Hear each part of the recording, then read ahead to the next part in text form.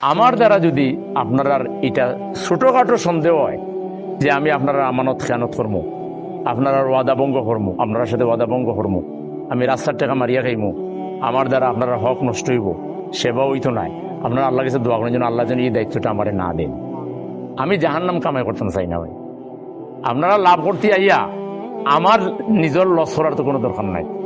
আপনারা দোয়া করবা যদি আমার দ্বারা এই যারা ক্যান্ডিডেট হইবা তারার মধ্যে যদি আমি সবচেয়ে ভালো দায়িত্ব পালন করতাম পারি, সেবা দিতাম পারি, রাস্তাঘাটের অধিকার দিতাম পারি, গ্যাসের অধিকার দিতাম, ওখান হয়ে আর আমার লাই দোয়া করুকা, ওলা দোয়া করেন জন্য একেবারে সহজ দোয়া যে এই মানুষটার দ্বারা যদি আমরার হক নষ্ট হয়, আমরার সাথে ওয়াদা খেলাফ করে, আমরার আমানত খেয়ানত করে, আল্লাহ এর প্রতি মানুষের দিলটা নরম করে দিও না।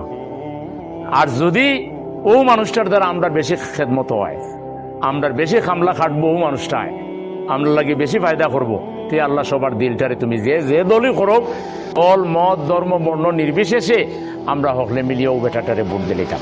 ওলা এখন দোয়া করতে পারবানি যারে দিলে আপনার হক কান মাইর যাইতো নাই, 54 বছর জেলা গেছিল আর যাইতো নাই, যারে দিলে সাদার আপনি ডাইরেক্ট বাঘ না পাক্কা গুনার বাঘটা আপনার পাওয়া লাগতো না। ডাইরেক্ট বাঘ তো আপনার দেয় না যে সাদা নে তুলে, কিন্তু গুনার বাঘটা আপনি পাইতা নাই।